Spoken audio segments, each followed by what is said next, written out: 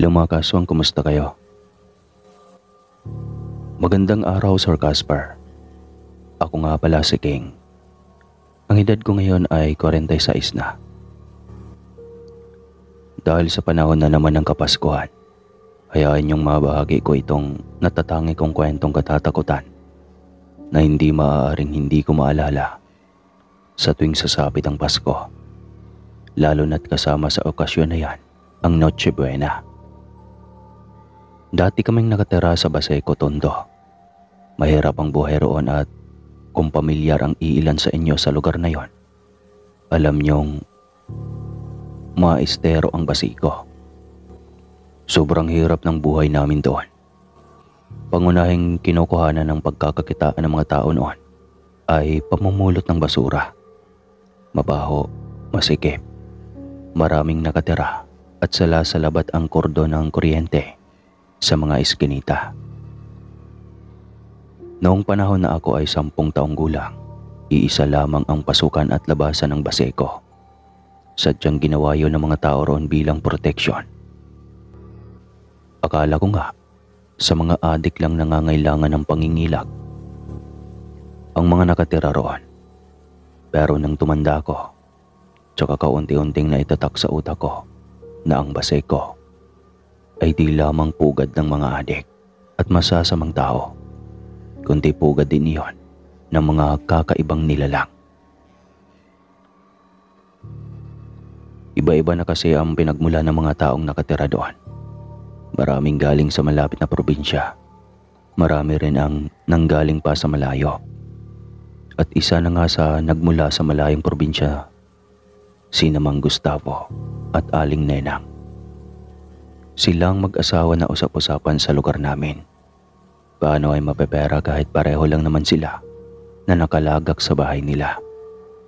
Tapos parati pang nakasarado ang pinto at mga bintana ng kanilang bahay. Pero mababait naman sila.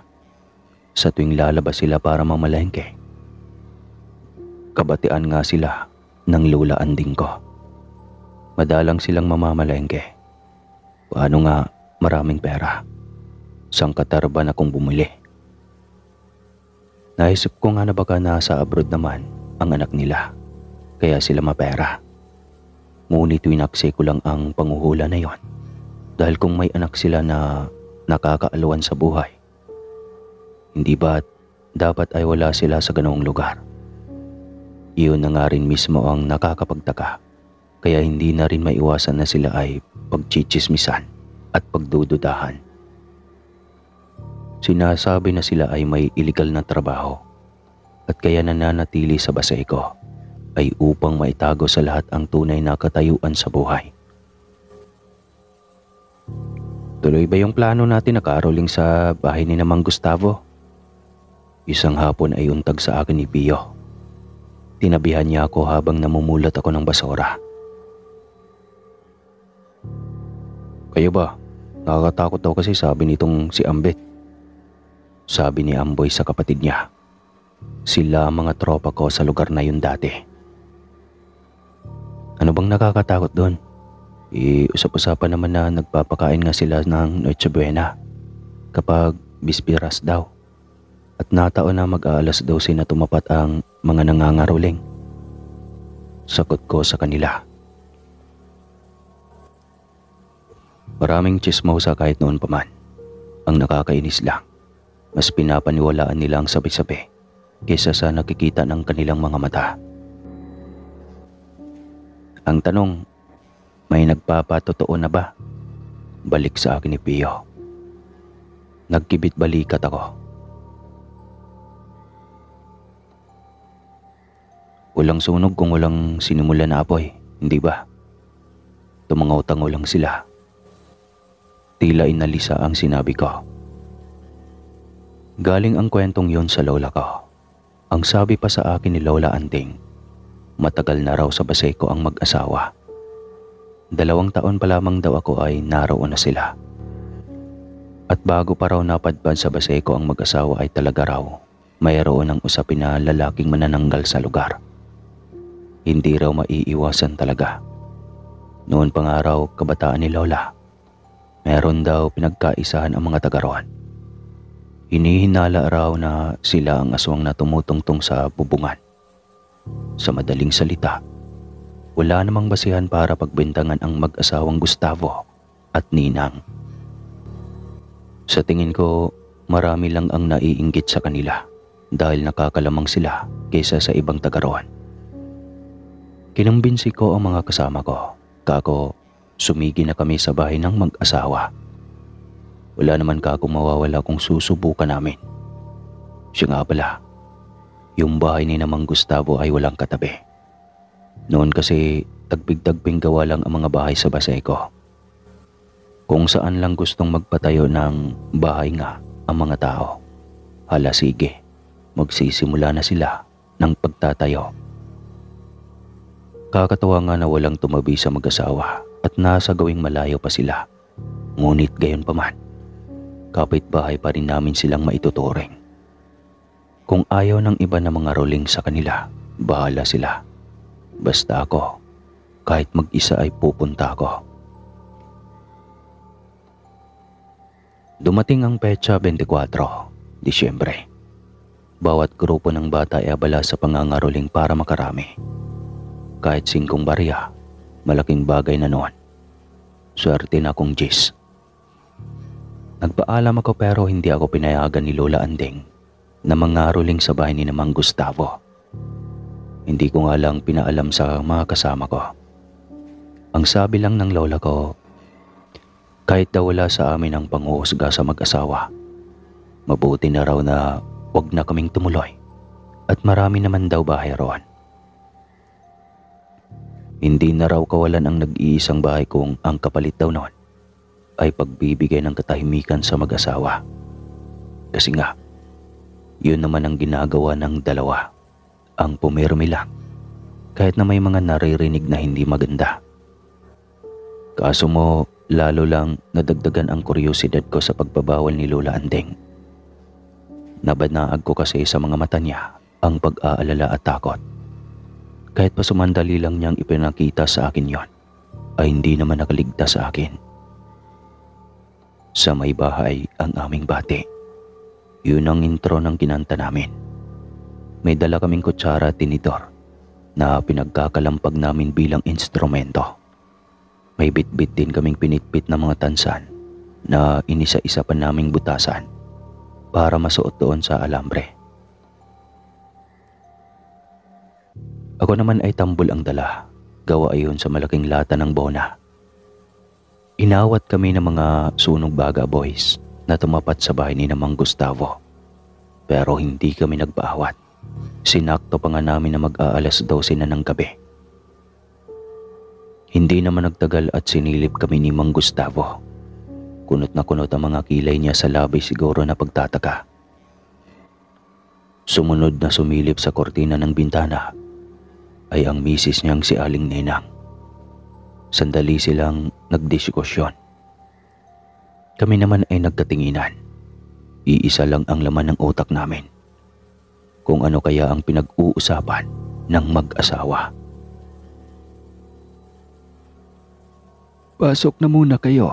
Sakto at malapit na ang Noche Buena. Nuknukan ng dami ang aming handa. Maaari kayong kumain at hindi naman namin mauubos ito. Bilang si Pio ang pinakamatanda sa amin, siyang nanguna sa pagpasok sa bahay ng mag-asawa. Hindi na rin kami makakatanggi pa at ang mga sikmura namin ay nag-ingay na. Ikaw ba naman ang mga rolling mula alas 6 ng gabi hanggang sa mga oras na yun na mag-aalas 12 na pala? Pasko naman, kaya pinaunlakan na namin. Ano ba ang masama sa kakain na kami at magkakapera pa? Di ba? Nang makapasok na kami sa loob ng bahay, namangha ako. Sa lahat talaga ng bahay na naroon ay walang duda na yun na ang pinakamaganda. Malinis, payak, at napakabango pa sa loob. Hindi ko alam kung saan galing ang sinasabi nilang chismis patungkol sa mag-asawa. Abag ako, kahit ako. Kung doon ako nakatira sa ganon kaganda at kalinis na bahay, Hindi ko na rin nanaisin pa na lumabas. Kumpleto pa ang pagkain.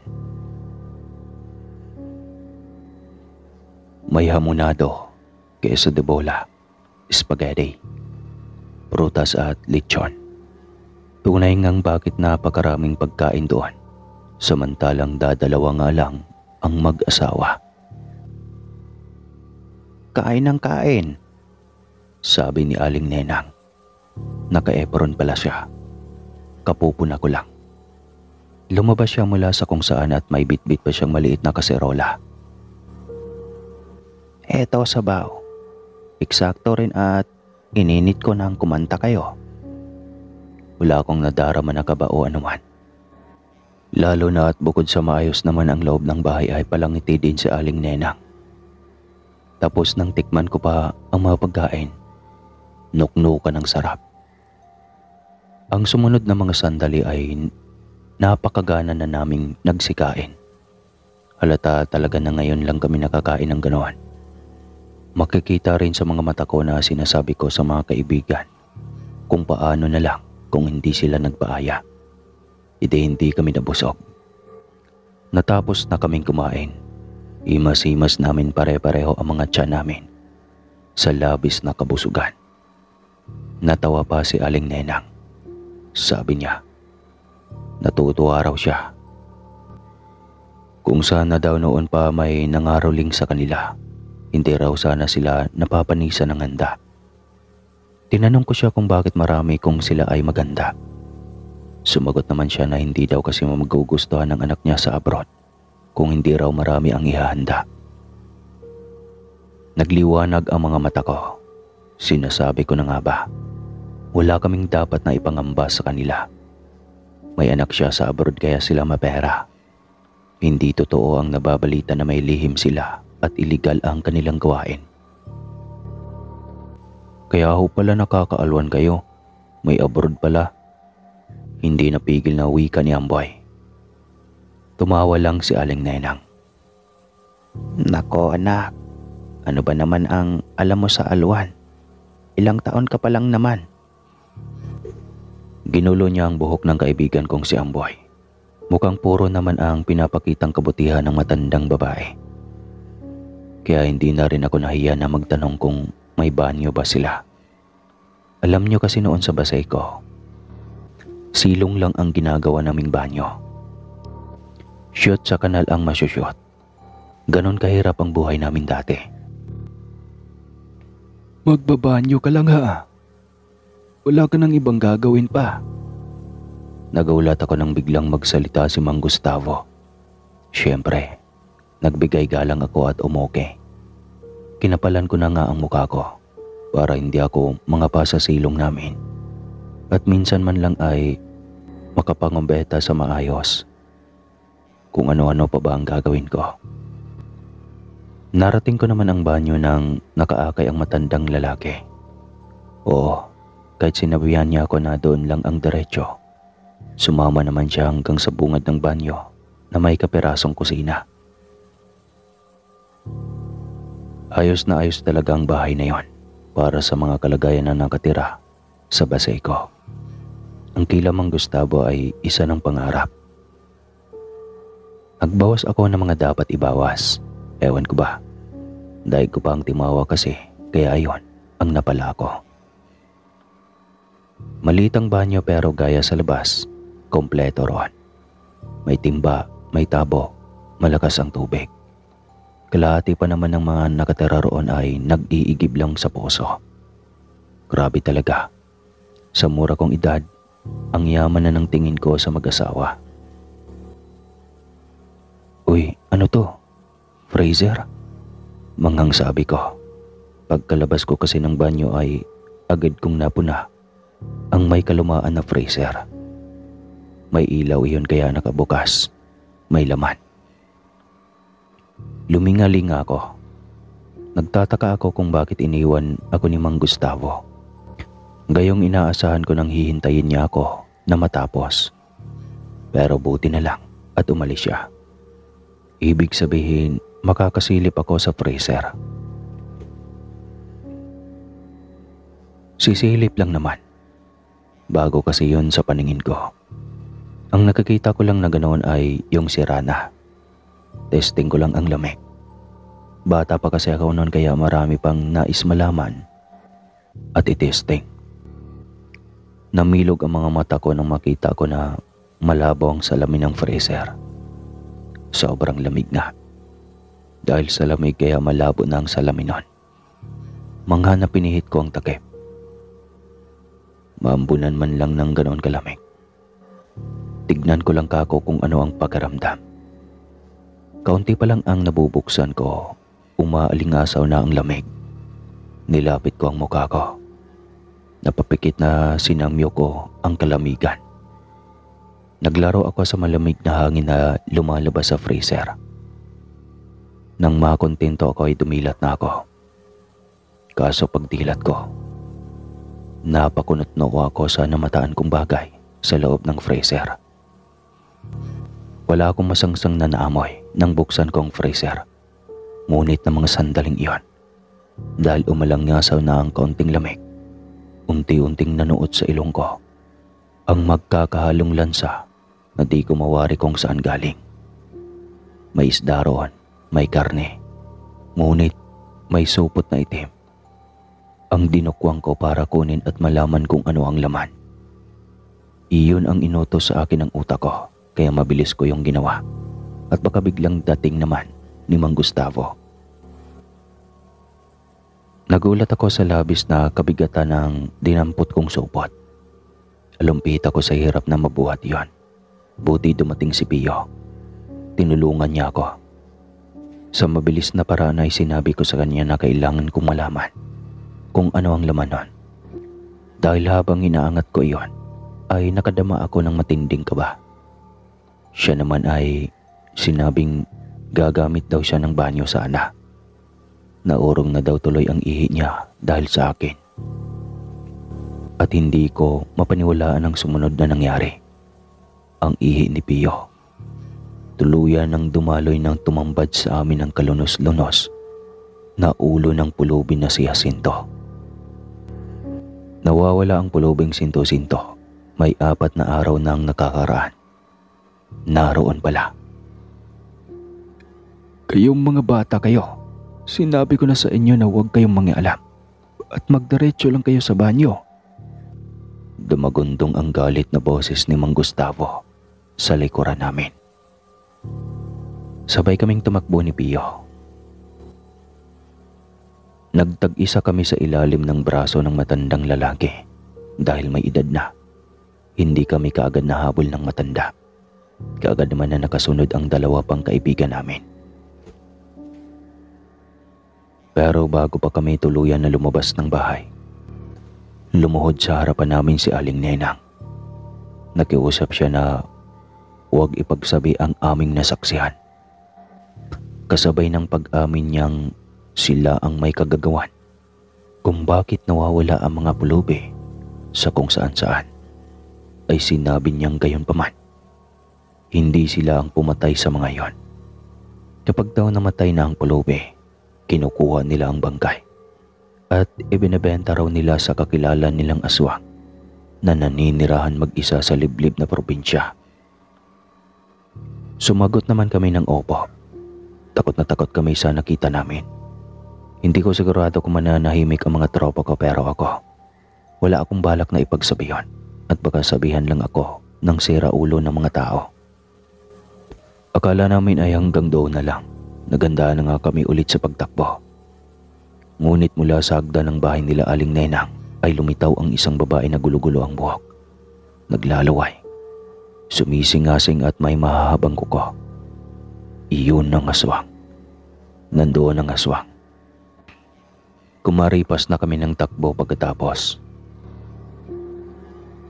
Kinabukasan, kahit anong iwas namin kay Aling Nenang ay nilapitan niya pa rin kami. Humingi siya ng tawad sa amin. Bilang bayad daw sa pananahimik namin ay aalis na lang sila sa Baseco. Sinekreto namin ang pangyayaring yon ng ilang taon, lalo na at abot-abot ang pag-iusap ni Aling Nenang dahil ang nag-iisang anak daw nila na nakita namin bago kami makaalis noon sa bahay nila ay nahawaan lang daw ng pagiging aswang. Hindi daw nito ginusto iyon. Sinto-sinto raw kasi kaya naloko ng isang aswang na nang molestya rito. Dahil sa pangyayaring iyon, tuwing sasapit ang Pasko at tuwing kainan na ng Noche Buena, ay naalala kong sa buhay ay hindi lang tayo ang nabubuhay. Kung sakali na magkaroon tayo ng pagkakataon na masaksihan na tunay ang mga katulad ng anak ni Mang Gustavo at Aling Nenang, bigyan pa rin natin sila ng paggalang sa kahit kaparanggot na paraan. Sabi nga, wala tayo sa posisyon para husgahan ang bawat pinagdaraanan ng mga tao. At yun po ang nangyari sa buhay ko nang minsan kaming nag-Noche Buena sa bahay ng aswang.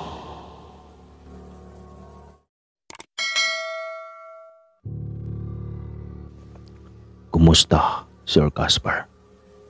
Sana ay ayos ka lang na tulad ko. Gayon din sa masugid mong taga-subaybay at listeners. Tawagin niyo na lang ako sa pangalang Carmela. Ako'y nasa dapit hapon na ng buhay ngayon. Ang ilalahad kong istorya ay nangyari pa noong kabataan ko at panahon na panay pa rebelde ang nasa isip ko. Sana lang, kapag napakinggan niyo ito, ay hindi matapat sa araw ng Noche Buena. Nagkaroon ng kasunduan kaming magbabarkada noon na mag-road trip papunta sa pinakaliblib na lugar na maaabot ng gasolina ng aming sasakyan. Ako, si Arinan, si Makoy at Aya. Magkasintahan sina Makoy at Aya. Si Arinan naman ay binabae. Hindi iyon ang unang road trip namin pero iyon ang unang beses na napag-usapan namin na magdaos ng Noche Buena sa unang bahay na mahihintuan namin. Sa parte ng Pilipinas kung saan alam namin na maraming kapo sa pagkain ang tinungo namin. Sa bawat road trip namin ay nakahanda kami. May tent na tulugan. May mga gamit na debaterya, gaya ng ilaw at may katol na rin. At saka nung araw ay maganda pa ang gamit namin ng baterya kasi baterya ito ng sasakyan. Kung hindi nyo'y natatanong, sa makabagong panahon ay rich kid kung tawagin ang mga katulad namin. Pareho-pareho kaming tumatakas sa mga pamilya namin na maituturing na walang kwenta.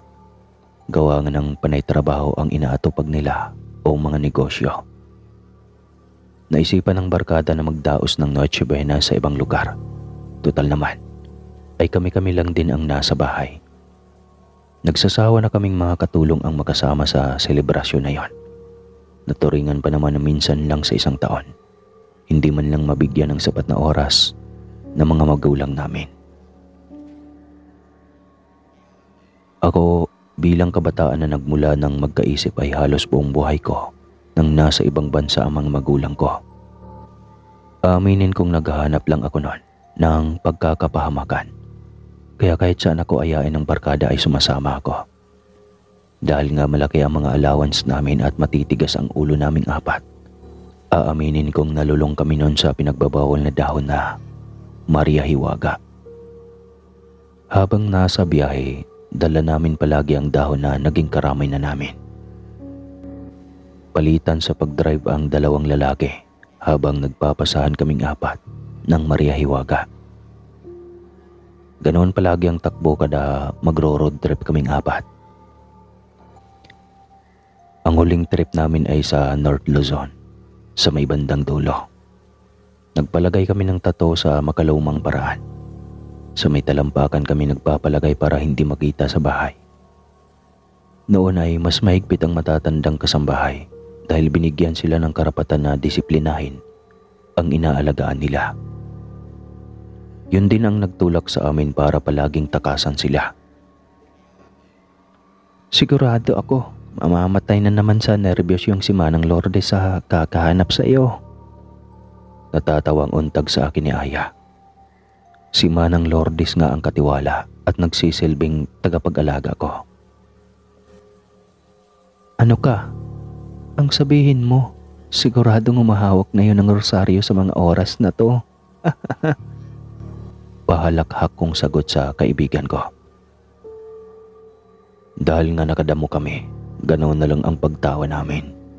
Kung sa bagay, yun nga ang mahalaga ng damo na yon sa mga katulad namin na kinakapos na sa kaligayahan. Malungkot kami sa pambabaliwala ng mga magulang namin sa amin at doon kami sa damo kumukuha ng rason para sumaya. Masaya pa kaming nagpalitan ng biro ni Aya at kami kasing dalawa ang magkatabi sa likod ng upuan. Nang bigla na lamang kaming sumubsob paharap sa sandala na kinauupuan ni Narinan at Makoy. Putya, ano ba yan Makoy? Inis kong tanong. Siyang nagmamaneho sa mga oras na yon. Pasensya na mga tol, may tao kasing tumawid. Parang nangangatal sa gulat na sambit niya. Nagkatinginan kami sa labis na pagtataka. Kakaiba kasi ang kinikilos ni Makoy. Nang silipin namin siya at makita sa salamin sa harapan, nakita namin ni Aya na malikot ang mga mata niya at namamawi siya sa malapot na paraan. Pagkatapos ay sabay-sabay rin namin na pinagmasdan ang paligid. Madilim na sa labas. Tanging ilaw na lang sa kalsada kung saan kami naroon ay ang sa kotse namin. Kaya sabi ko kay Makoy, malakas na ang tama niya. Paano ka kung magkakaroon ng taong tatawid, kahit sasakyan?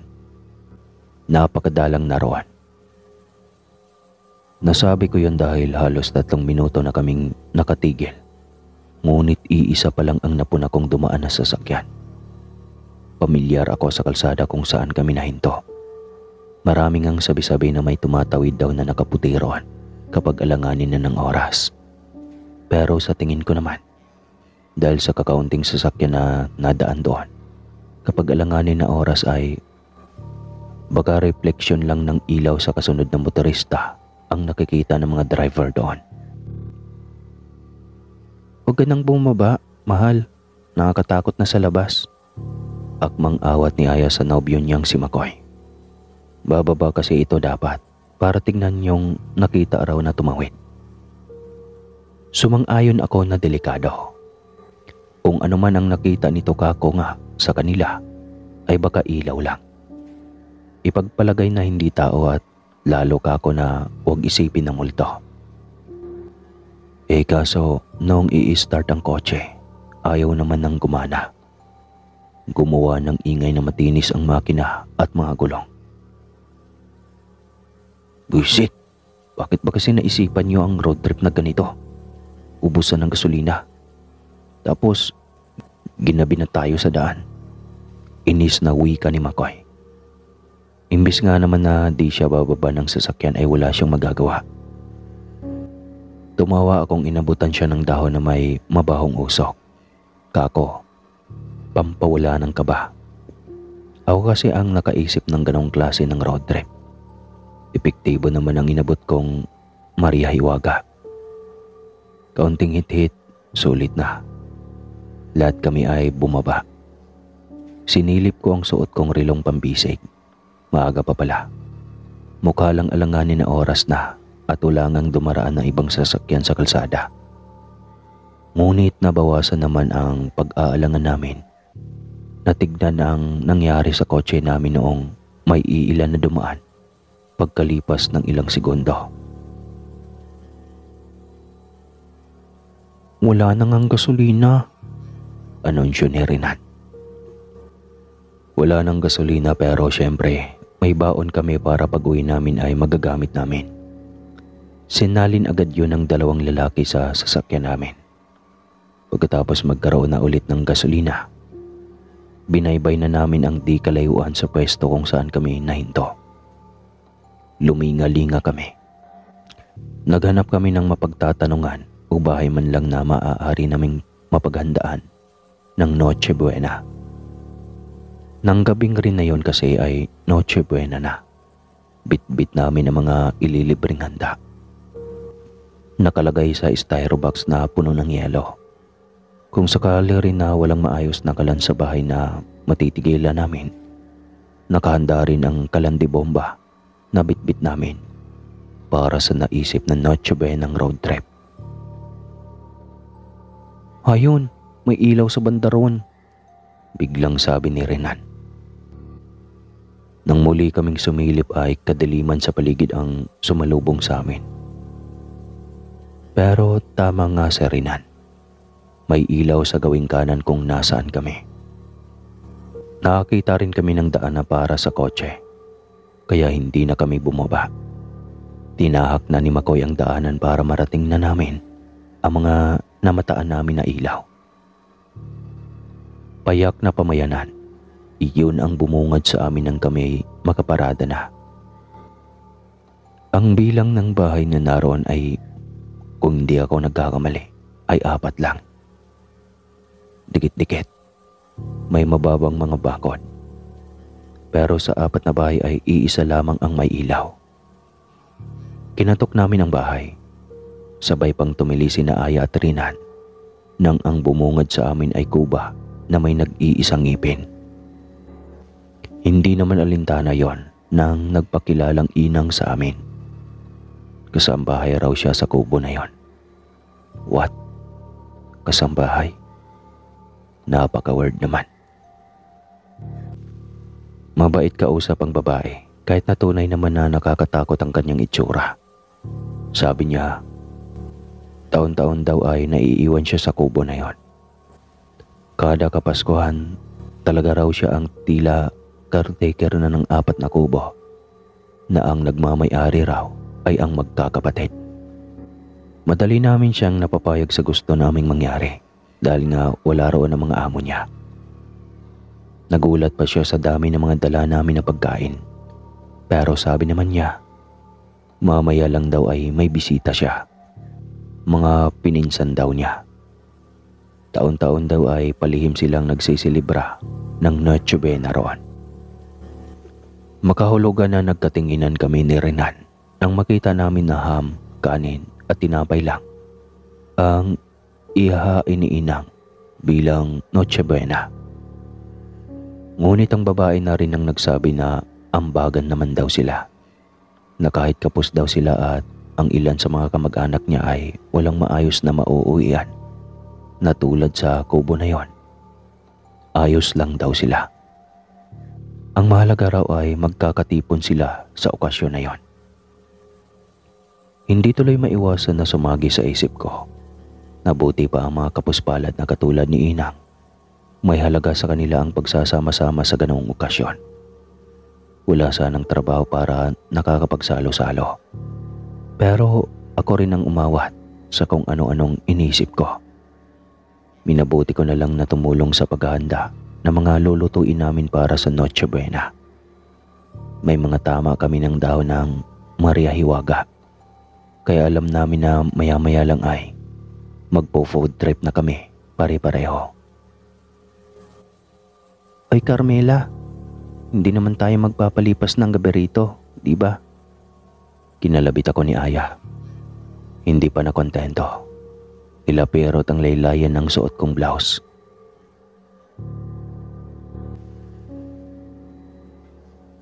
Uy, napano ka? Natatakot ako kay Inang. Walang habas na pag-amin naman ng kaibigan ko. Tinawanan ko siya. Ano naman ang nakakatakot sa kanya? Yung itsura? Uy Aya, kailan ka pa naging mapanghusga? Ngayon lang. Inikutan niya ako ng mga mata.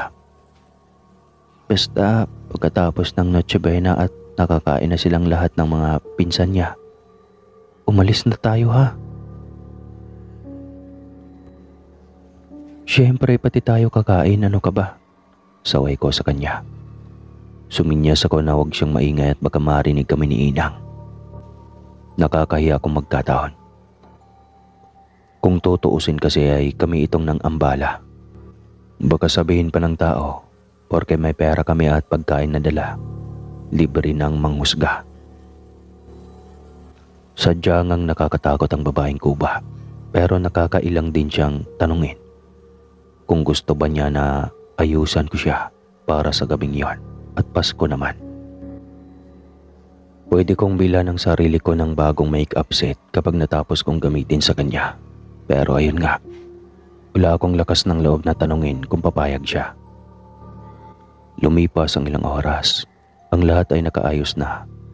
Eksaktong 15 minuto bago ang 12:00. Ayan, napakaganda na ng mesa mo, Inang. Pumapalakpak na sambit ni Rinan. Natapos na nga namin na ayusin ang mesa at ang naiwan na lang na lutuin ay ang spaghetti. Kung hindi ba naman kasi tanga ang mga kasama ko, ang daming makakalimutan. Yun pang sahog para sa spaghetti. Sabi tuloy ni Inang ay siya na ang bahala. Mayroon pa raw siyang tirang karne roon. Tatagain na lang daw niya para maging giniling.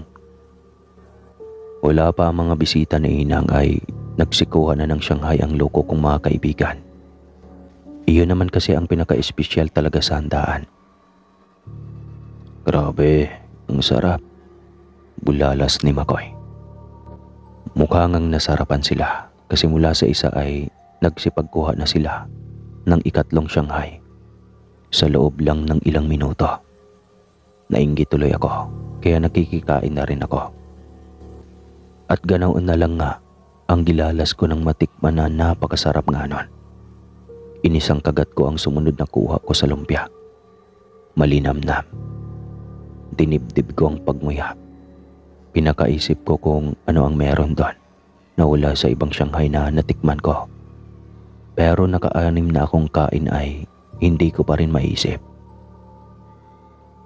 Nagtalo pa kami ng barkada. Sabi ni Renan, mas marami raw yata ang asin. Si Makoy naman ang hula, mas marami ang paminta. Ako at si Aya, yung pagkakalapirot ng gulay sa mismong karne naman. Nasa ganoon kaming pagtatalo na magkakaibigan nang dumating ang mga bisitang pandangal ni Inang. 3 lalaki, sina Roberto, Alberto at Lamberto. Puro mga Berto. Magkakapatid daw.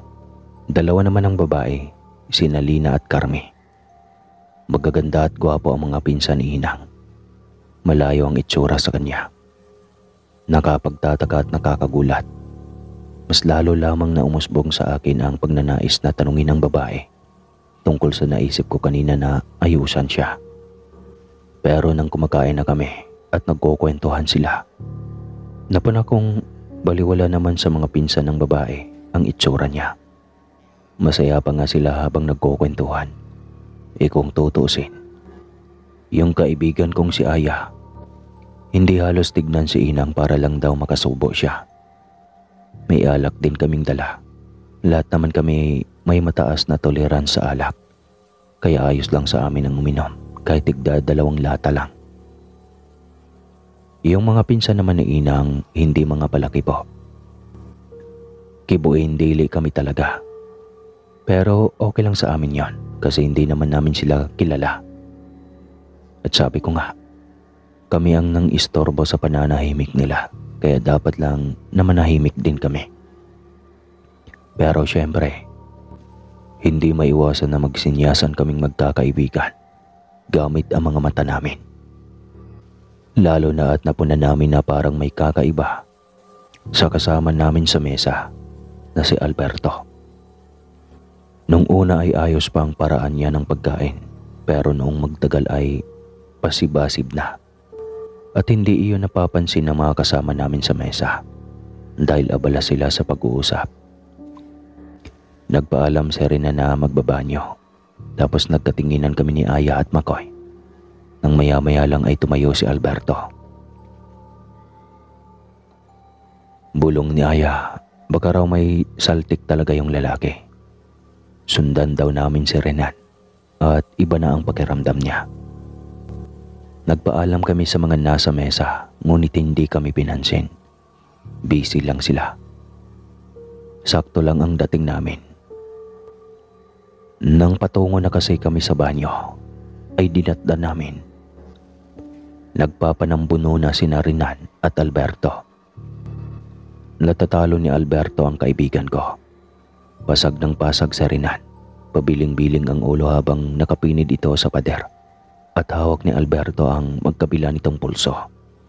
Bumalik si Aya sa pinanggalingan naming mesa para ibalita kila Enang ang nagaganap.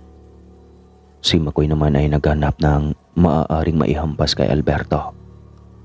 Pinaalalahanan ko pa siya na huwag hampasin sa ulo. Pero ang bilin kong iyon ay gusto kong pagsisihan kaagad. Nang buksan ko kasi ang switch ng ilaw ng debaterya namin, malinaw na tumambad sa amin ang kakaibang itsura ni Albert. Sumingasing siya. Aning may mabangis na hayop na handang sagpangin si Rinan. Kung hindi lang mabilis na nakakaiwas ang kaibigan ko, sigurado akong mauubos ang katawan niya sa mga oras na iyon. Oo, halimaw si Alberto. Isa siyang aswang. Alberto, itigil mo yan. Dumating ang kapatid nitong si Lamberto, kaya natulungan namin si Rinan na makaalpas. Kumaripas kami ng takbo patungo sa pinagkaparadahan ng kotse namin. Nagsisakay na ang mga kaibigan ko. Nauna na sila at ako ang naiwan. Grabe ang tili at pagkakawag na ginawa ko nang biglang may humawak sa braso ko bago ako makapasok sa loob ng sasakyan namin. Hinila ako ng mga kaibigan ko. Daig pa namin ang nasa horror movie na mga oras na yon. Pero habang nagwawasiwas ako, nagsalita naman si Lamberto. Hindi raw niya akalain na katulad niya ay tunay kaming mga tao. Inakala raw niya na aswang daw kami. Lahat daw ng kasalo namin kanina ay mga aswang. Siya lang daw ang hindi. Ampon lang daw kasi siya ng pamilya. Nakiusap siya sa amin na huwag na namin silang gambalain pa. Nangako rin siya na kung may mababalitaan daw kami na napatay sa paraan ng paglapan ng isang aswang, ay tsaka na lamang daw sila isuplong. Wala namang napaano sa amin kaya hinayaan na namin sila. Wala kaming pinagsabihan ng aming nasaksihan at magmula noon ay hindi na kami nagro-road trip pa. Kasi nga, naranasan namin ang mag-Noche Buena kasabay ang mga aswang.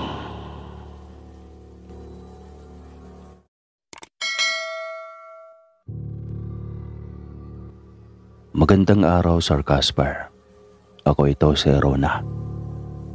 Masugid mo rin akong taga-subaybay at taga-pakinig. Maraming beses kong pinag-isipan kung ibabahagi ko ba ang kwentong ito. Ngunit sa huli, nagdesisyon na rin ako na tumipa. Tutal ay kakatapos lang magpasko. Sakto kako ito. Noche Buena kasi ito nang ito ay maganap.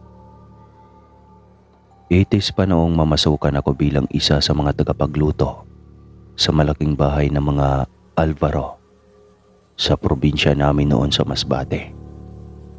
Maraming haka-haka ng pamilya raw na yon ay nakakatakot at misteryoso. Kaya naman wala raw tumatagal na katulong doon. Ikaso mataas itong magpasahod. Sayang talaga kung hindi susungkaban nang magpanawagan sila sa mataas na bakod ng kanilang bahay. Dahil nang inagapan ko nang makita ang karatula na wanted katulong, natanggap kaagad ako.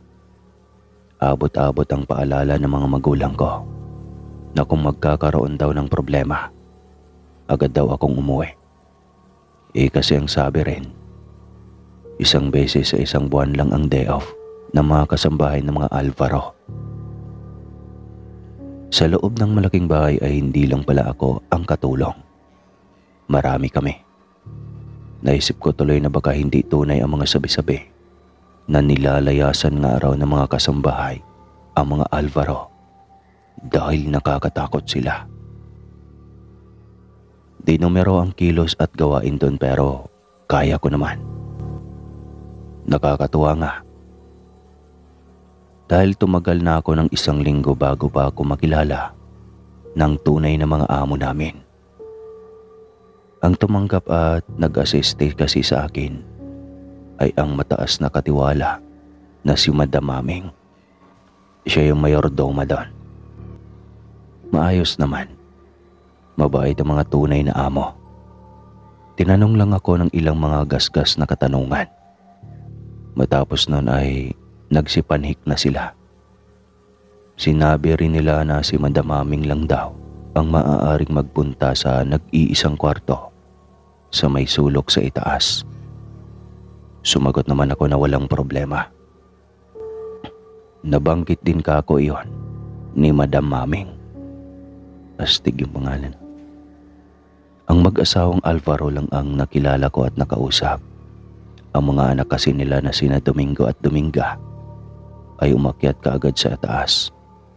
Wala talagang balak na kilalanin ako. Sa bagay ay katulong lang naman nila ako. Maigpit nilang bilin na wag na wag lalagpas ang paa ng mga katulong sa mga kwartong tinutulugan nila. Ikaw ba, Rona? Hindi ka ba nagtataka kung bakit? Habang nasa kusina kami at nagbababad ng minasahing karne para lulutuin namin bukas ay pabulong na tanong sa akin ni Miranda. Kasamahan ko siya. Ako, si Miranda at si Amor, ang kusinirang katulong ng pinakalider na tagaluto na si Sir Chito. Madalang namin na nakakausap ang naturang leader sa pagluluto. May maliit lamang na bintana kaming pinaglalagyan ng mga kakailanganin niyang rekado o kung ano pa man. Sa madaling sabi, may sariling kwarto ang leader at walang ibang nakakapasok sa lutuan niya kundi siya lang. Ang sabi, sikat na daw ang tagaluto. Siya rin ang nagluluto sa mga okasyon ng kilalang tao kapag naiimbitahan. Ganoon kabigat ang mga amo namin. Kayang-kayang kunin ang serbisyo ng naturang tagapagluto. Wala na akong oras pa para pagtakahan ang kung ano-ano man, Miranda. Sa totoo lang, abala na masyado ang utak ko sa kung paano ako makakabayad dun sa pinagsanlaan ko ng lupa namin. Matapat kong tugon sa aking kasama. Nanlaki ang mga mata ko nang bahagya akong lapitan ng kasabahan ko. At sa kanya binulong sa akin na yun na nga daw ang magiging kasagutan sa mga problema namin sa pera.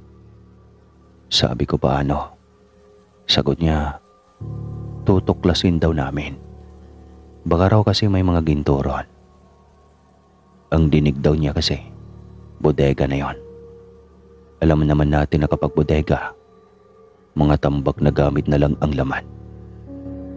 Iniisip niyang may mapagkakaperahan kami kapag pumaron. Kahit alam na nga namin na bawal. Pero syempre, umayaw ako sa plano ni Miranda. Sinabihan ko siya na baka makulong siya kung itutuloy niya ang plano na pagnanakaw. Halimbawa raw kasi na kapag nakapasok siya sa kwarto, una niyang gagawin ay ang magnakaw. Hindi ko kaya makipagsabuatan sa kanya kahit na kailangan ko ng pera.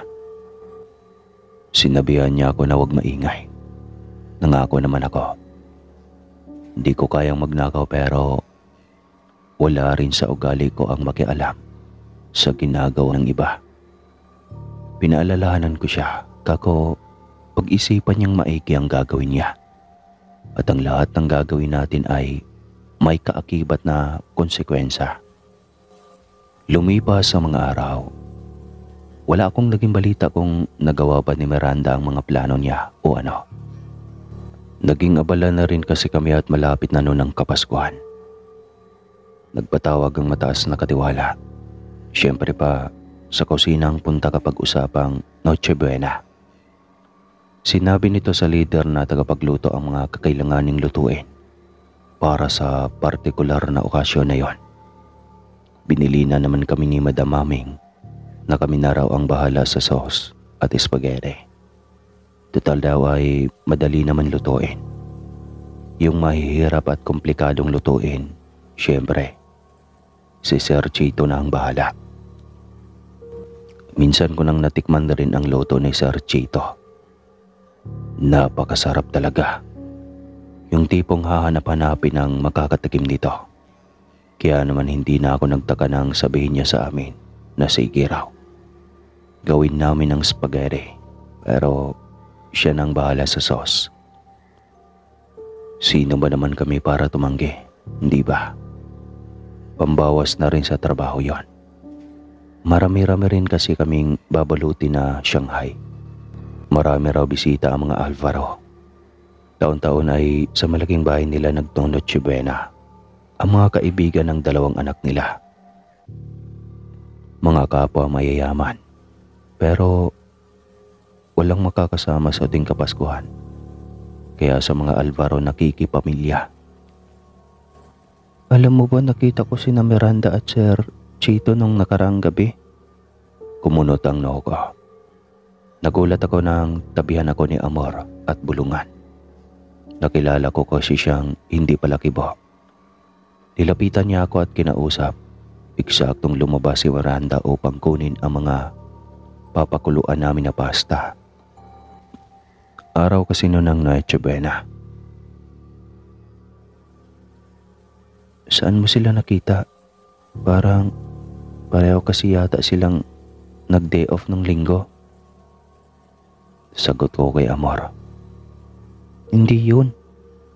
Nung nakarang araw ko lang silang nakita. Pareho silang galing sa pinagbabawal na kwarto. Natigilan ako sa pagrorolyo ng mga Shanghai.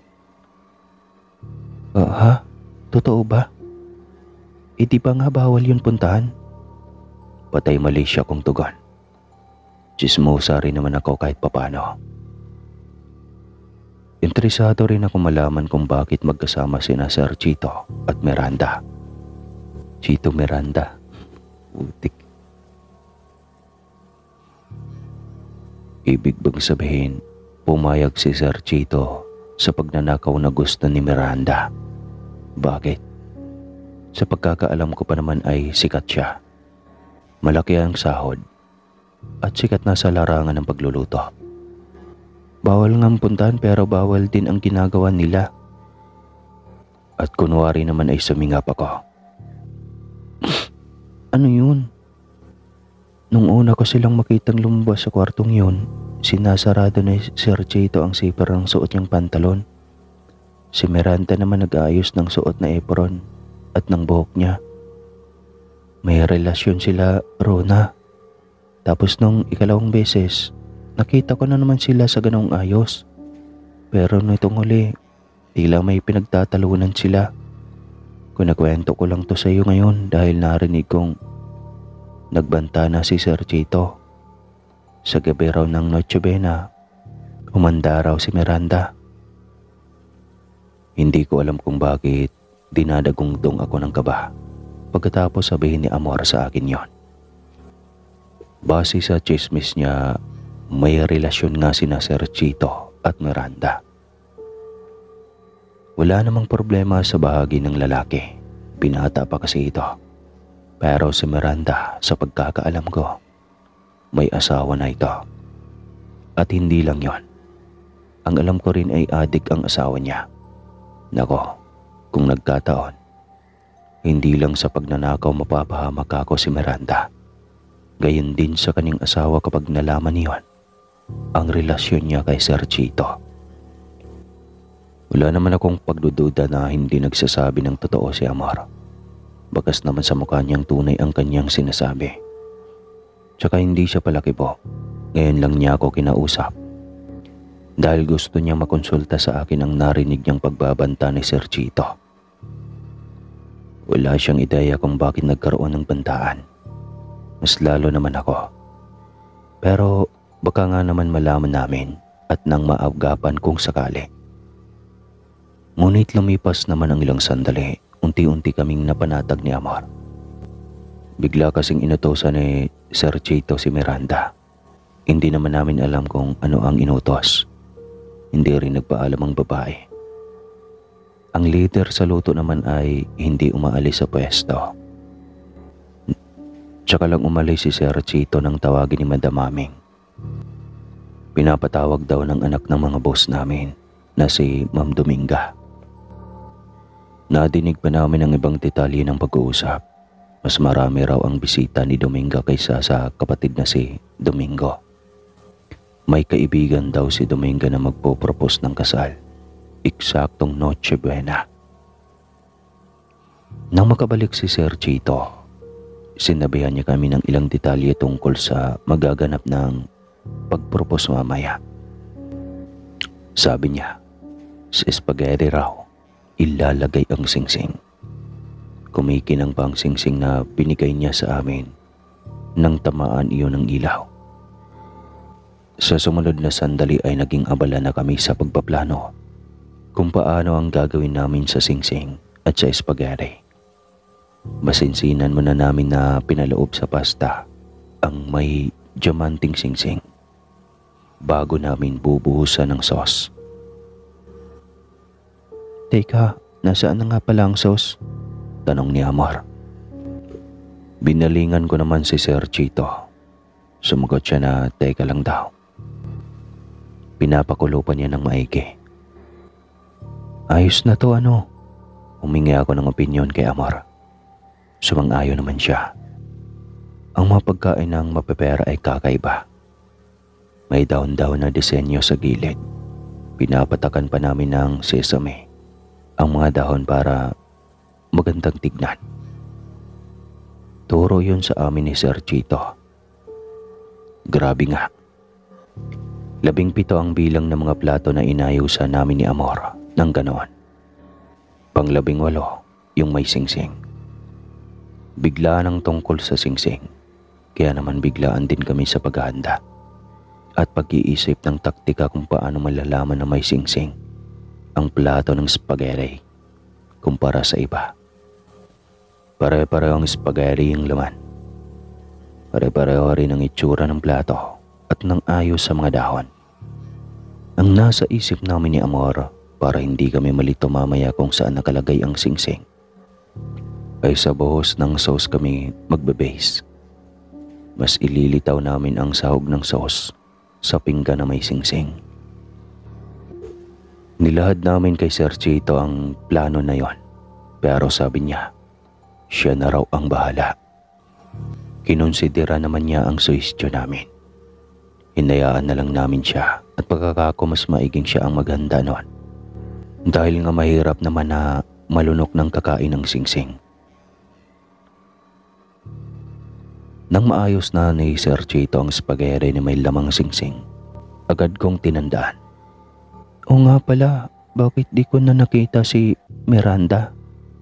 Tulak na namin ni Amor ang tray na may laman ng mga pinggan kung saan nakalagay ang handang spaghetti para sa Noche Buena nang maalala namin na magmula kanina ng tinawag ito ay nawawala na. Naisip ko baka dahil lang abala ang lahat ng tao sa bahay na yon. Sinadya ni Miranda na magtungo sa bodega. Baka may nakukuha nga siya ron kaya binabalikan niya. Hayaan mo na yun. Masyadong maraming pinagkakaabalahan ang babaeng yun. Sabi ko na lang kay Amor. Humirit naman ito na dapat daw 3 kami na naglalabas ng mga pagkain. Kasi trabaho namin yon. Hindi na lang ako kumibo para makalimutan din niya ang pagpapabaya ni Miranda sa tungkulin. Mukhang nakalimutan naman kaagad ni Amor ang tungkol sa pagkawala ni Miranda. Nang makarating na kasi kami sa malawak na bakuran ng mga Alfaro, napangiti na rin siya sa nangyayari ng mga sandaling yon. Maraming tao. Lahat ay masayang nag-aabang ng 12:00 upang makakain ng Noche Buena. Napakasarap talaga kapag mayaman ka. May mga ganito pang selebrasyon. Nagsimula kaming maipamahagi ang mga spaghetti. Ang bili ni Madam Maming. Huwag kaming aalis doon habang kumakain ang mga bisita. Pagkatapos kasi nilang kumain, kukunin namin ang mga pinggan at sisinupin. Sabik akong tumayo sa gilid at pinapanood lang ang mga nagkakatuwaan at kumakain ng mga pamilyang Alvaro kasama ang kanilang mga malalapit na kaibigan. Pareho kami ni Amor na nananabik na masaksihan ang pagpropos na magaganap ngayong gabi. Iyon ang unang beses na makakasaksi kami ng ganoon. Hindi naman nagtagal. Ayun na nga't nagsimula ng kumain ng lahat. Sarap na sarap sila sa spaghetti. Siyempre pa, gawa yun ni Sir Chito eh. Ang mga mata ko ay nakatuon sa babaeng may hawak na platong may laman na singsing. Nakita ko siyang natigilan. Mukhang nangatanan niya ang singsing. Ngunit gayon na lamang ang gulantang ko at nang kuhanin niya kasi gamit ang daliri niya. Ang kung anong nakain niyang bagay ay daliri iyon na may nakasuot na singsing. Nagtakbuhan ang lahat ng tao. Nataranta na rin kami. Iisa ang salarin sa naganap. Si Sir Chito. Sa gitna ng kaguluhan ay lumabas si Sir Chito. Inamin niyang nagawa. Taas ang mga kamay na animoy siya ay sumusuko. Sa labis na galit daw niya kay Miranda ay napatay niya ito. Lumuhod ang tagapagluto. Inamin na nagkaroon sila ng relasyon ni Miranda at nagkasundong magnakaw at paghatian ang mga ninakaw. Pero sa huli raw, hindi tumupad ang babae na magsasama sila pagkatapos ng Noche Buena. Mas pinili pa raw kasi ni Miranda na magpaalam kanina kay Madam Maming na umuwi para makasama nito ang mga anak at adik na asawa. Sumunod na kwento ni Sir Chito ay ang ginawa niyang paggiling ng katawan ni Miranda sa makinang gilingan na naroon daw sa bodega. Dati palang nagtitinda ng karne ang mga Alvaro, kaya may ganoon daw yon. Pero ang mas nakakahilakbot, sinahog ni Sir Chito ang giniling na katawan ng babaeng minamahal sa spaghetti na kinain na ng karamihan na naroon at nagsiselebra ng Noche Buena. Nakakapangilabot ng isipin na siya pa ang unang nakatikim ng sarsa ng spaghetti dahil siya ang nagluto noon. Nagkandasuka ang mga tao roon habang si Sir Chito ay agad na pinadampot ng mga amo namin. Ang huli kong nalaman tungkol sa kanya ay nagpakamatay raw sa selda. Nabuwang na siya talaga. Sino ba naman kasi ang titino sa nagawa niyang nakakasuklam na pagpatay? Daig pa niyang halimaw. Sa katunayan nga binansagan siyang halimaw ng selda. Malinaw na binaliw sina Miranda at si Sir Chito ng pag-ibig. Ang singsing na para sana sa ibang babae ay sinuot niya sa pinatay na babaeng minamahal. Nakakalungkot isipin na hanggang sa huli, ang nasa isipan ng sikat na tagapagluto ay ang makasama habang buhay ang kasamahan kong katulong na si Miranda. At kada Noche Buena, ang masaklap at nakakahilakbot nilang istorya ang aking naalala, imbis na ang masarap na handa para sa araw na yon. Oo nga pala, yung mga tao na nakakain ng spaghetti ay hindi naman natin dapat na alalahanin. Dahil halos lahat naman sila ay mayayaman. Nakapagpagamot sila sa dalubhasa at walang nangyaring masama sa kanila. Biro pa nga ni Amor, kiniling naman daw, kumbaga pino. Kung may buto raw na kasama ang sarsa, hindi na raw siguro masama sa sikmura, gawa ng nagiling na nga. Tapos, nakita pa namin na malinis pa naman ang makinang panggiling. Hinanda talaga ni Sir Chito para nakawin kaya nilinis nila.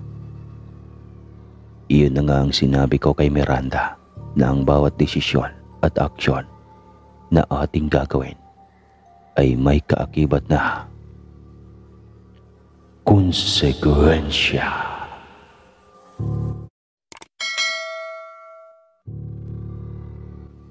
Magandang araw, Sir Casper. Sana ay nasa ayos na yung lagay lahat habang nagkakape at nakikinig. Masugid mo kong taga-subaybay. Tawagin niyo na lang ako sa pangalang Sendong. Laking ampunan po ako. Kung may pamilya man ako na buhay pa, hanggang ngayon na ako ay uugod-ugod na sa ating kasalukuyang taon. Itinuturing ko na lang sila na patay lahat at gayon din naman sila sa akin. Mula ng araw na pinaampon nila ako, itinuring ko nang mag-isa ako sa mundo. Hanggang sa tumungtong ako sa tamang edad, kung saan maaari nang magdesisyon kung mananatili pa ba kami sa kumbento o hindi na. Siyempre lumabas ako. Maaari ko namang balikan ang buhay sa ampunan at manilbihan bilang alagad ng simbahan kung nanaisin ko. Pero ang buhay sa labas ay may maibibigay sa akin na karanasan na alam kong hindi ko makakalimutan habang ako ay humihinga pa. At yun na nga mismo ang siyang nangyari dito sa ilalahad kong kwento. Total ka ko ay kapaskuhan na. Maaari ko na itong maibahagi. Dahil nga mag-isa na ako sa buhay, kaibigan na lamang ang mayroon ako. At isa sa matalik kong kaibigan ay si Ipong. Mula sa sinimulan namin ng trabaho bilang kargador, tindero, panadero, naging pahinante rin kami. Iisa ang likaw ng bituka namin. Iisa rin kami ng hilig at pangarap. Kaya gano'n na lang kadali para sa amin ang magkasundo. Ang pagiging musikero at humawak ng gitara ang naging libangan namin sa gitna ng pagsisikap namin noon sa pag-aaral at pagtatrabaho. Lahat nga halos pareho kami, pati sa pananamit, estilo ng gupit sa buhok. Napagkakamala na nga rin kaming magkapatid minsan. Pero di alam ng lahat, ang pagkakaiba namin ay mayroong pamilya si Ipong. Wala na din siyang mga magulang.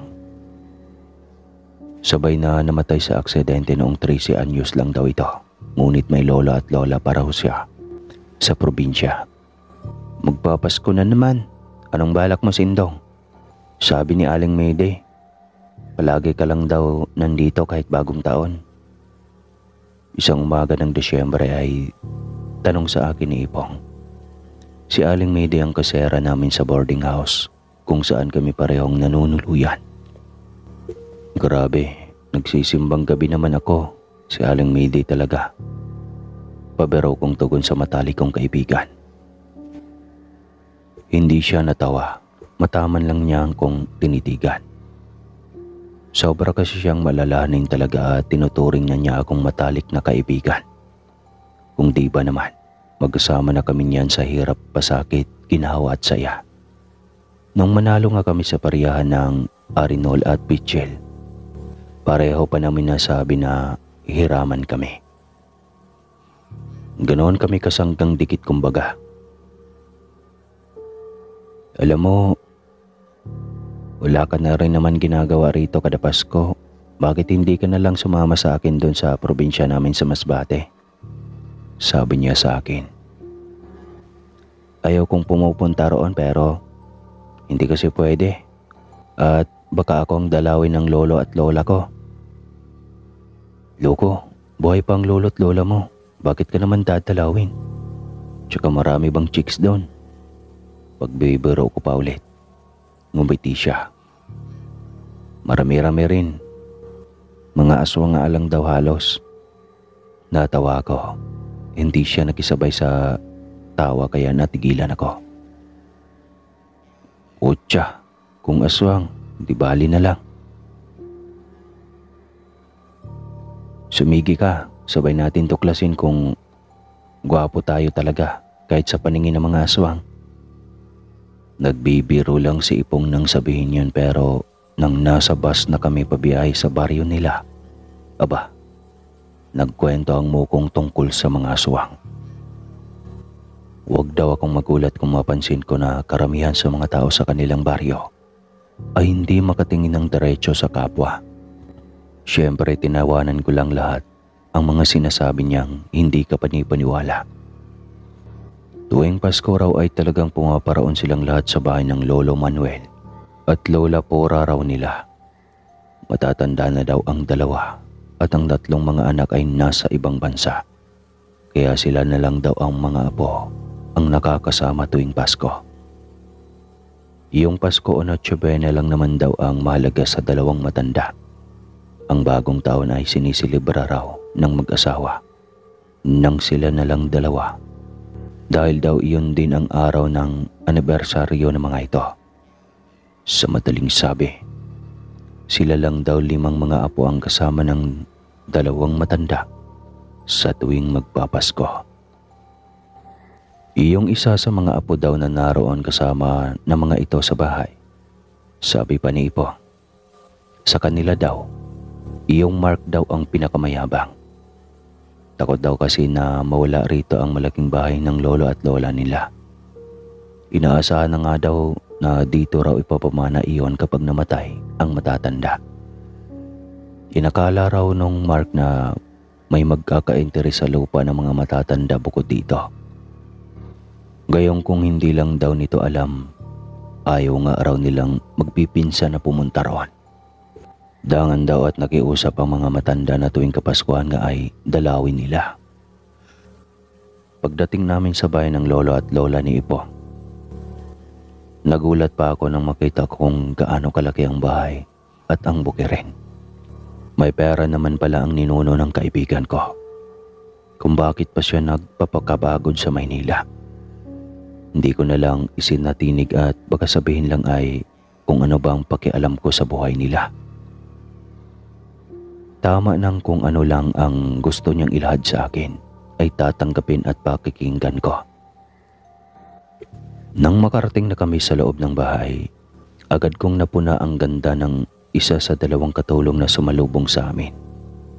Ngunit kasabay ng pagkakapansin ko sa ganda ni Elma ay ang pagkapuna ko rin sa sinabi ni Ipong kanina. Hindi nga kayang makatingin ng diretso ang ilan sa mga tagaruan. At kasama na sa tinutukoy nito si Elma at ang hardinero na tatay raw nitong si Mang Ben.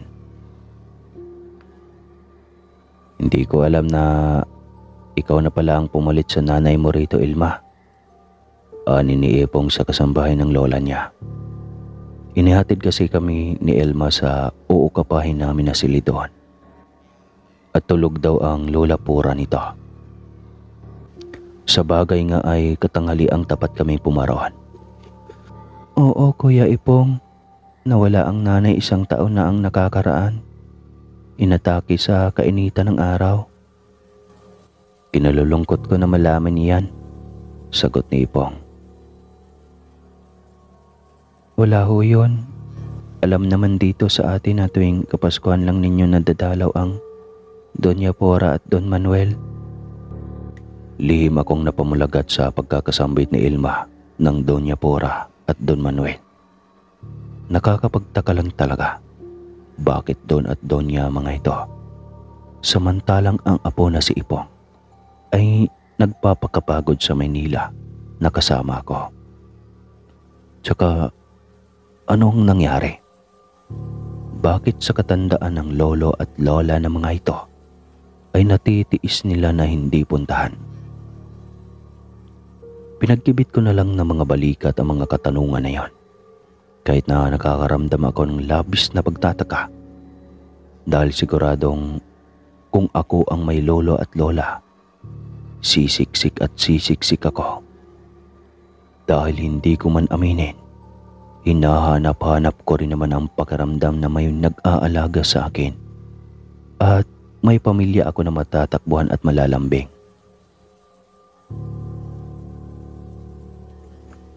Kinabukasan na namin nakaharap ang lolo at lola ni Ipong. Napasarap ang tulog namin kagabi, kaya kinabukasan na din kami nagising. Hindi na daw kami pinagising ng matatanda at alam na pagod na kami. Wala naman kakaiba sa mga matanda, bukod sa masigla pa sila kung ikakalkula sa edad nila. Pero doon sa sinasabi ni Ipong na Mark, may kakaibang tunay. Hindi lang basta mayabang, hambog pa ito at walang modo. Nandoon kami nang wala siyang habas na manghingi ng pera sa abuela niya dahil may kailangan daw na bilhin para sa irigasyon ng bukirin. Sinagot siya ni Lola Pora na masyadong malaki ang hinihingi niya, pero sa huli, nagbigay rin naman ang matanda. Humingi naman sila ng pasyensya sa akin at nasaksihan ko pa raw kung gaano kawalang hiya si Mark. At ang kaibigan ko naman na si Ipong ay nagsabi na hindi na raw nila iyon napipigilan. Kung sila nga na kamag-anak ay hinahayaan lang ang lalaki. Kako sino ba naman ako para makialam? Kaya kahit anong pagtutulak sa akin ang kalooban ko na mangialam, ginawa ko ang lahat upang maawat iyon. Dumaan ang mga araw. 3 araw na lang bago ang araw ng Pasko. Nagdatingan na ang iba pang pinsan ni Ipong, sina Grace, Harold at Henry. Naging abala ang kaibigan ko sa pagkikipagkamustahan sa mga pinsan. Nakikita kong masaya siya na nagkita-kita sila ulit. Ikaw, wala ka bang pamilya kaya ka narito? Habang tahimik akong nakamasid kay Ipong at sa mga pinsan niya, ay minsang untag sa akin Ilma. Wala nga, uli lang lubos na ako. Umiling kong sagot sa kanya. Saglit lang niyang sinalubong ang mga mata ko. Natuon na ang tingin niya sa hawak kong gitara. Total ay abala pa sila. Maaari mo ba akong kantahan gamit ang gitara mo, Sendong? Malawak akong napangiti. Minsan lang akong makapuna ng isang babae. At kung ganitong tila nagpapakita naman ng motibo si Elma na nais niya rin akong bigyan ng pansin, bakit ka ako hindi? Kung magkakaigihan kami, ang nasa isip ko ay tsaka ko na lang siguro ilalatag ang maaaring maging setup namin. Kinantahan ko siya habang naggigitara ako. Ang unang beses ay nasundan pa. Hanggang sa hindi ko na namalayan na hinahanap-hanap ko na pala siya. Saan ang punta mo? Gabi na. Sita sa akin ni Ipong. Isang gabi yun na hindi ako makatulog. Sa labas lang. Narinig ko kasi si Doña Pura kanina. Sabi niya, dito na daw matulog si Elma at bukas na ang Noche Buena. Hindi ako makatulog. Makikipagkwentuhan muna ako sa kanya. Nabanggit nga ng babae sa akin na dati raw ay doon talaga sila natutulog ng kanyang itay. Kaso lang ay nagpauwi raw siya, kaya pumayag na lang ang mga amo. Hindi naman detalyado ang sinabi pero tinanggap ko ang kwento ni Elma dahil hindi naman mahalaga para sa akin yan. Natutuwa at nalilibang ako na kausap siya. Bukas din ang isipan ko sa posibilidad na baka magkaigihan kaming dalawa. Pero ang lahat naman ng sa amin ni Elma ay ini-enjoy ko lang muna. Wala naman akong nakikitang masama roon, kahit na minsan ay kapansin-pansin na tila mailap siya. Sendong, nakalimutan mo na ba? Binilinan ka ni Lola Pura at Lolo Manuel na kapag kalaliman na ng gabi ay wag nang lalabas ng silid, di ba? Nginitian ko ang kaibigan ko. Nako, kahit ikaw naman hindi alam ang sagot kung bakit niya tayo binabawalan ng ganon. Tsaka ayos lang ako. Diyan lang ako tutungo sa bungad sa kung saan natutulog ang mga katulong. Sisilip lang. Hindi ako lalabas. Kaya hindi ako mapapaano. Walang nagawa si Ipong. Lumabas pa rin ako. Ngunit napakatahimik na pala sa ibaba. Madilim at kaperasong sinag mula sa buwan na lamang ang tanglaw. Babalik na sana ako sa silid namin nang marinig kong tila may impit na umiiyak. At nasa gawi iyon kung saan nakahilera ang 3 kwarto na para sa mga katulong at ang isa ay bodega raw. Elma, ikaw ba ang umiiyak? Tanong ko. Tumahimik naman. Naglaho ang iyak.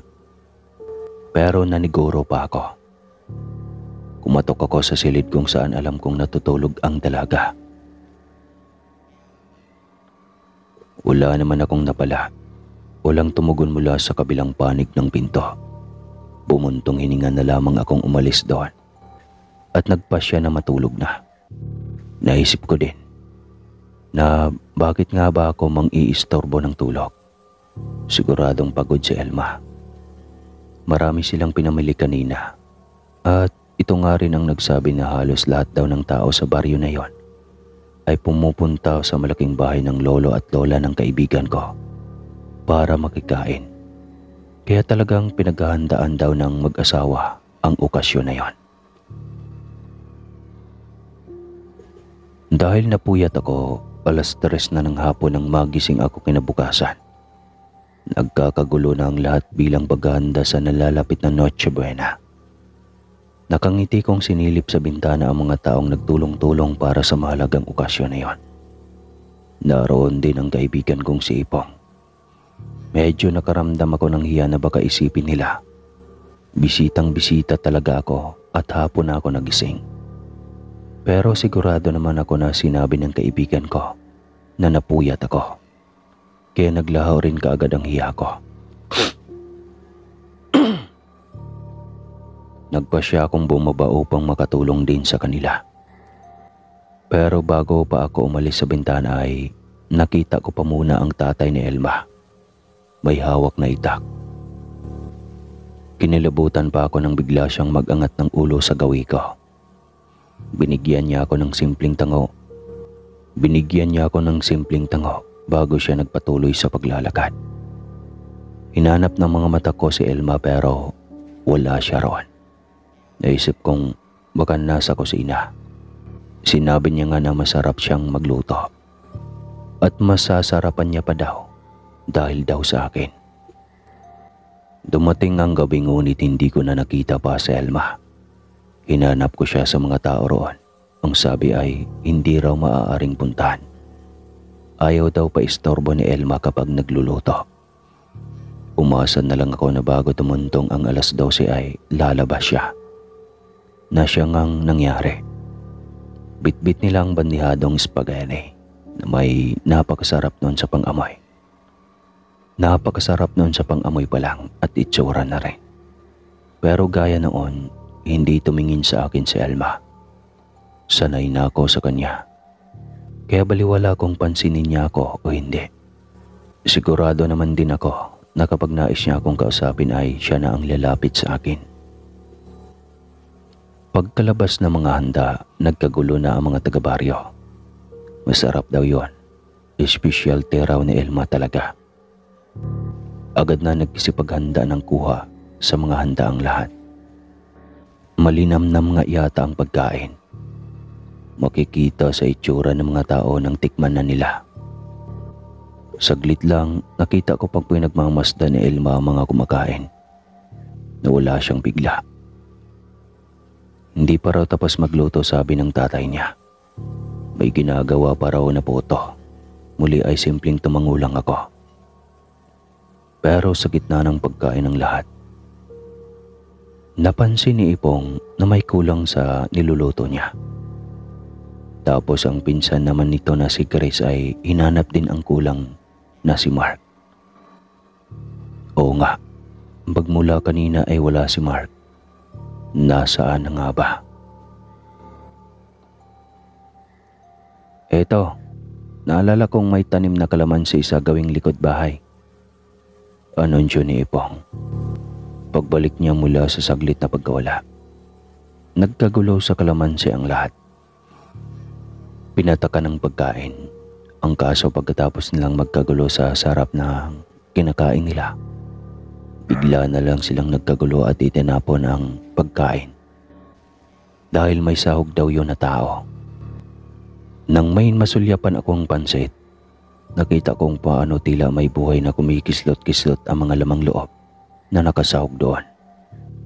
Sa gitna ng kaguluhan, siyang dating ni Grace. Galing siya sa loob ng bahay para tawagin si Mark. Sumisigaw niyang binalita na patay na daw si Mark. Patay na rin daw ang hardinero at si Elma. Nagpakamatay ang mag-ama dahil alam nilang wala silang takas sa batas dahil sa nagawa nila kay Mark. Oo, ang mag-ama ang magkatulong na pumatay sa pinsan ng matalik kong kaibigan. Ngunit ang mas nakakakilabot na nalaman ko pagkatapos ng krimen na yon ay ang tatay raw ni Elma ay retiradong aswang. Nanumbalik daw ito sa pagkain ng tao. Magmula nang malaman na minolestya ni Mark si Elma. Nananatili sa akin ang alaala ni Elma. Alam ko, kung saan man siya ngayon ay masaya siya. Dahil sa natanggap niyang hostesya. Wala namang masamang nangyari sa mga kumain ng masarap na pansit o ano pa mga pagkain na yon. Kung mayroon man sa kanila na hinahanap-hanap ang lasa nun, wala din akong balita. At dito na nagtatapos ang kakaibang alaala ko sa tuwing sasapit ang Noche Buena. Tapos na ang kwento. Lalabas na ako sa kuweba